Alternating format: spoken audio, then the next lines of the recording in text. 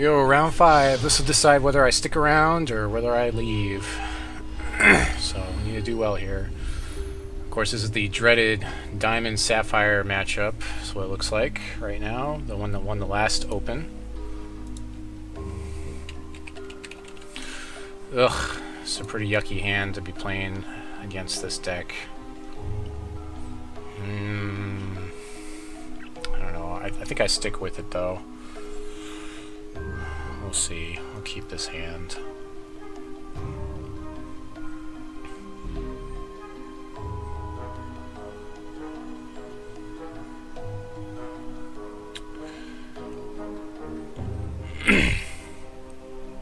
Hopefully I just won't flood. Hopefully I'll just draw what I need to draw here.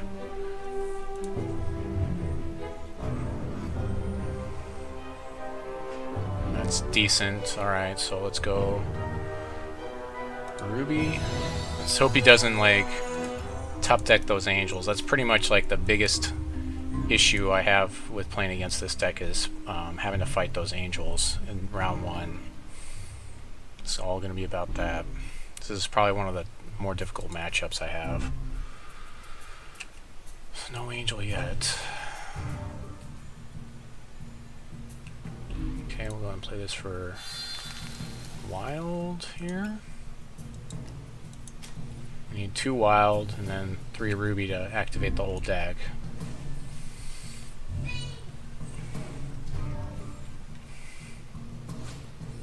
There's an angel. He top decks an angel, of course. He's got counter magic here, except he plays Hope Heart, and I can't double Crackling Bolt it, so I can't deal with it this turn anyways.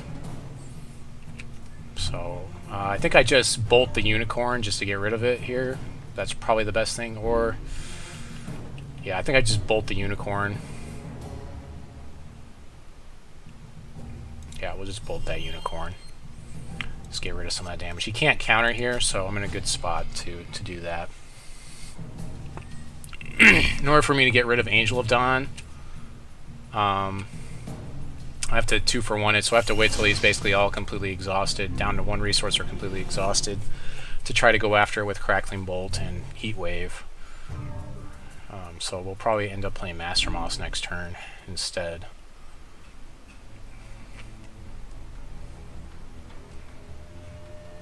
So yeah, gonna gain some life, sure, off of his Angel of Dawn.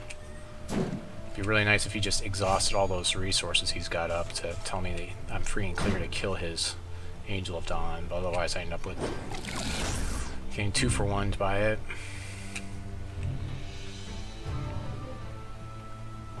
He can't counter my Wrathwood. Eventually I might be able to play my Rootfather. So this is definitely Wrathwood time. So we'll take 4 more here, and then we get to start dealing 5 back. But he gets life gain every time, so we're really pretty far behind here. He's going to exile our guy. That's kind of good, because we may be able to deal with his angel here. Although it's debatable whether we try to or not. It's one of those things where, like, if he stops everything we do, obviously we're at an impasse. You know, we can't really do anything. We can play our Rootfather eventually, so we're gonna hold on to it. His damage output might be just too much for us, though. We can play a Warrior here. Yeah, so we'll just go ahead and toss that Warrior into the mix. See how that does for us.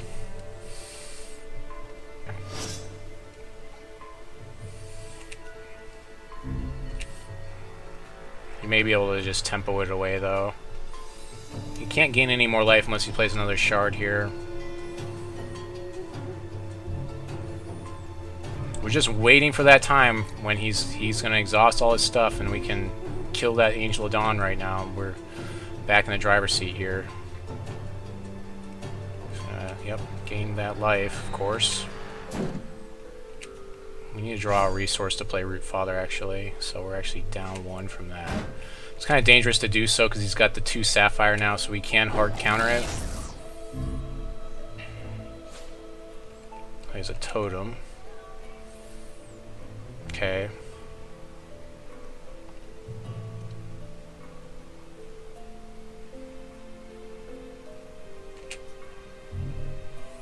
He's got so much stuff right now. Alright.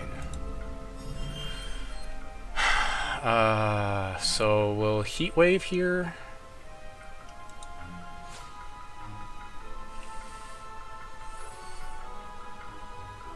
If he pumps his totem, we can kill his angel. Okay, he'll counter. That's fine with us. We can at least kill his totem here. And then next turn we can Rootfather.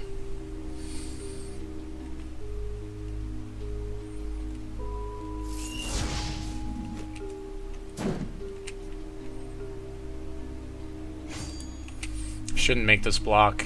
That'd be a huge mistake for him. We'll get the damage we can get through. No, we won't. I'll wait. I'll wait. He's super far ahead of us right now, so it'd take a miracle for us to get back into this game. He's got us in 4 turns. Well, no, because we get to play a Shard here and we'll gain some more life. So if he counters our Rootfather here, that obviously is really bad juju means for us. Again, Angel of Dawn is just, when you play it early, it just owns this deck pretty hard. There's a Bolt that doesn't really help. Gain our life here. Just throw this guy out and we'll see what happens here. He has to counter if he has it.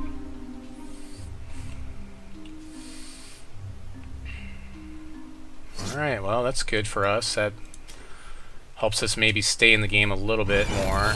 Swing through with Rootfather here for 8 damage. So that's 16 damage to kind of try to bring things more even. I'm pretty sure if he had something, he would have killed Andronicus. If he had... This is really dangerous at this point, like, because he could have Repel, and that's, you know, obviously that would be really bad for us, but, like, I just have to hope he doesn't have it. If he had it, he would have used it there, so I have to expect that he doesn't have it now, and he basically is top-decking into it. So, next turn I can swing for more. I can pump Andronicus. I'm alive, but by the skin of my teeth I'm alive right now.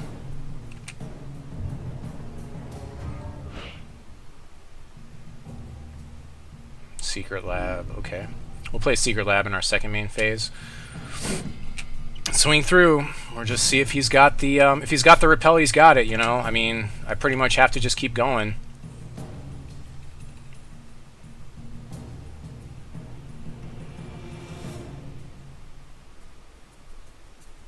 We're probably going to throw away our Crackling Bolt here. I'll pump my guy.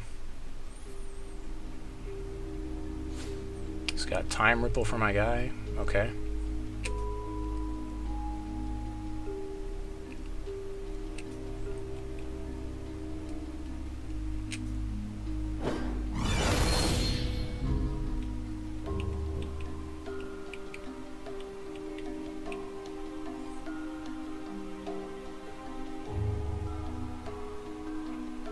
Go replay this, see if he's got the counter for it. He shouldn't have the counter. I'm just gonna bolt his face. Yeah. I'm gonna bolt the face there. Take him down to 2.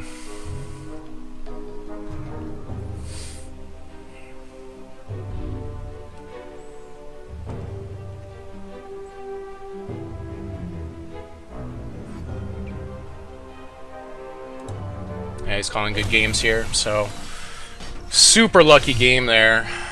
Now we get a lot better after siding here. So we'll go to our game manager and swap a lot of stuff around here. So in the reserves, we'll probably pull out Eternal Guardian. It's hard for him to deal with. Argus is hard for him to deal with. Colossus and Zakiir. Zakiir's tough. Gobbleglade Witch is really good here. Turbulence and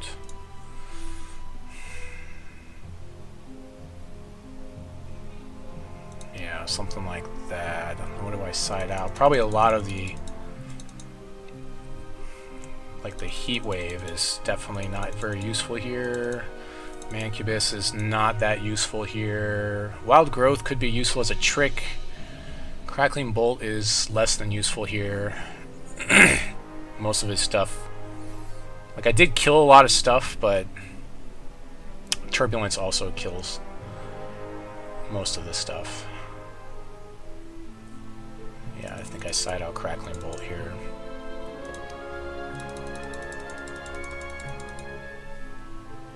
Wrathwood.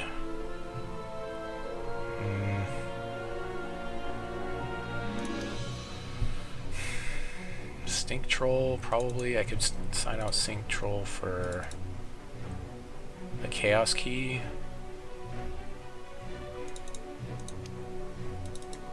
Alright.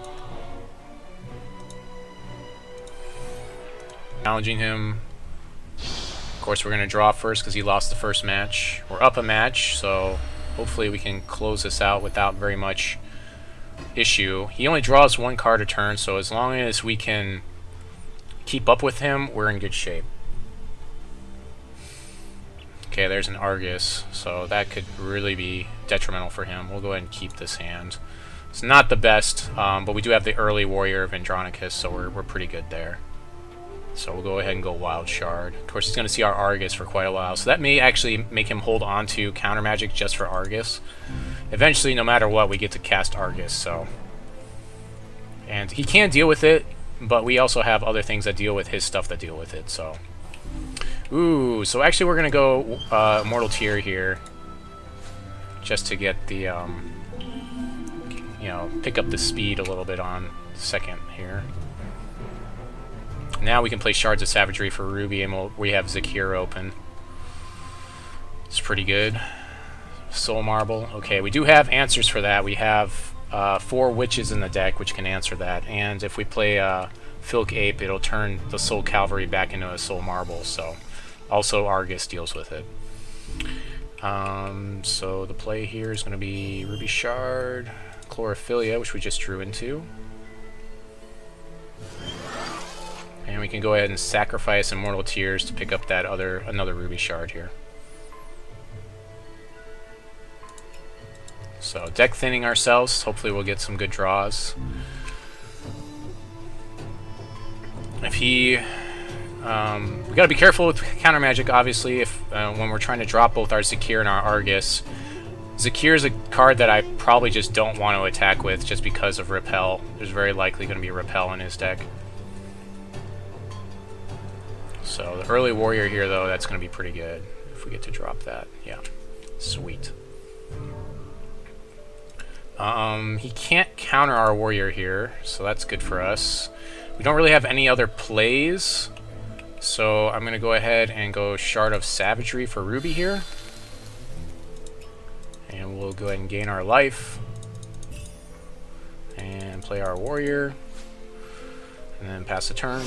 Now you could bounce our Warrior with Buccaneer, but that's not so bad because we can just replay it. Yeah, pumps up that Soul Marble, making his stuff untargetable, of course.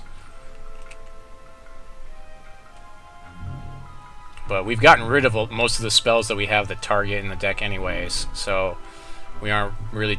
Like, the fact that his stuff is untargetable is inconsequential. The fact that it's bigger, that's a problem with that. But eventually Argus can kill the Soul Marble if we needed to. So we're in a good shape. If he doesn't draw another Sapphire, we can play Zakiir pretty openly. I will attack with Warrior, because if it does get repelled, it gets repelled, and I'd rather spend it on Warrior than other troops that may be in my deck. He's taking some time on this turn right now. I don't know if he's talking to someone or something. There's plenty of time left. I don't know. I didn't restart my clock, but I'm showing 126. I guess I should start it. So Argus is at 8. He's getting ready to make his presence known. Alright, so now with Zakiir, if I play Zakiir, I'm not in... Like, if I play Zakiir and he counters it, I have another Zakiir to play, so... Eventually, it should just take over the board state. I forgot to pump my guy. I needed to pump my guy there to get damage. But if he does have an Angel, like, maybe it's better not to pump it. We'll see. Eventually, he's going to get his Soul Cavalry. We really need to draw a Filk Ape to help us deal with that Soul Cavalry.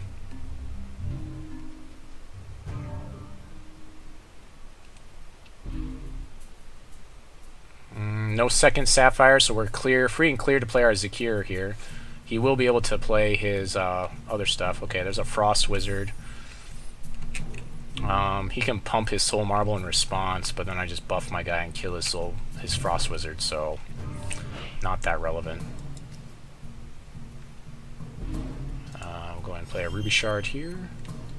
Attack step, we'll go ahead and swing in, see if he pumps his Soul Marble in response.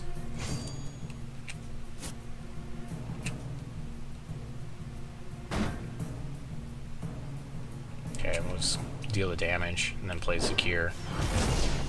I mean, I guess he could have made Soul Cavalry there. He's got the resources open to play Soul Cavalry now, but then I know he can't counter my Zakiir. I mean, I already know he can't, but whatever.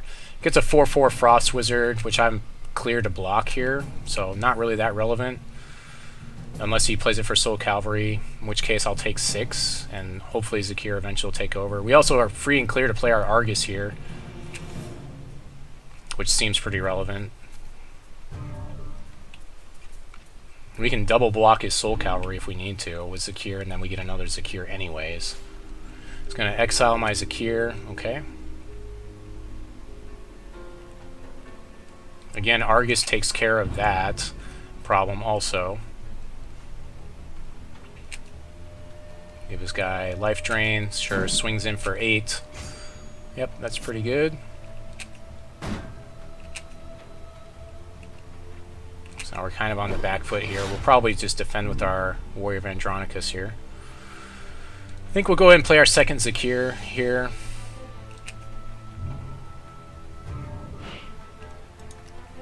I don't really want to sink in on Argus because... Okay, well there's Rootfather. That helps. I can't play Rootfather until next turn, so we'll just wait on that. Just keep going on Ruby. Play Zakiir, sit on board state here.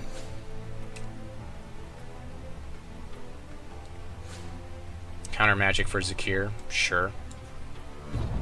He did have his Sapphire, so I should have paid attention to that, but I pretty much needed to play it anyways. So we'll go ahead and sit on board state here, take another 6, and then Rootfather next turn.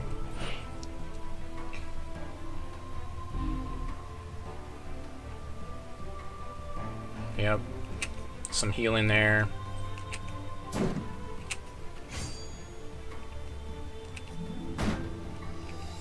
So we'll take 6 here.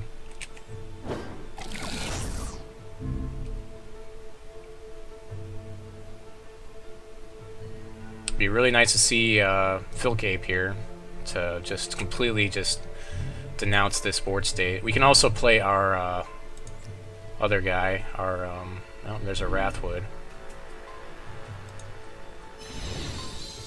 Let's keep playing this for Ruby. So chances are pretty good he has the counter here. What would I rather him counter? Probably Wrathwood, actually. So I guess we'll just play Wrathwood and see if he counters that. Nope, okay. Alright, well that means he doesn't have counter. I can double block his Soul Cavalry now, so we're stale board state, which I will definitely do.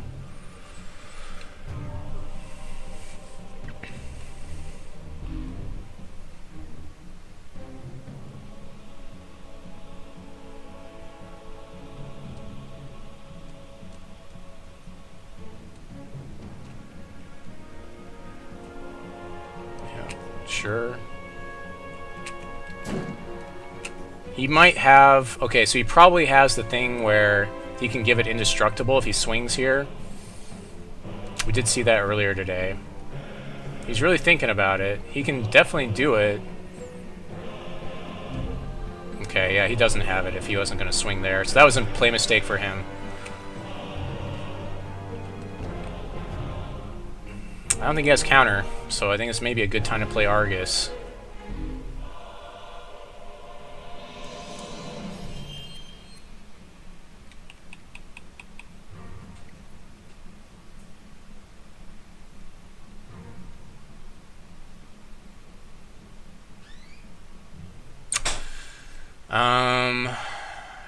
Yeah, I'll play the Rootfather here. I'm not going to attack in with him because I think he's got the thing. I think does he have the indestructible? He would have, if he did, like, he's super bluffing me with that. Like, if he has the indestructible. Okay, well, that's good for me. We can still double block and, you know, get Warrior.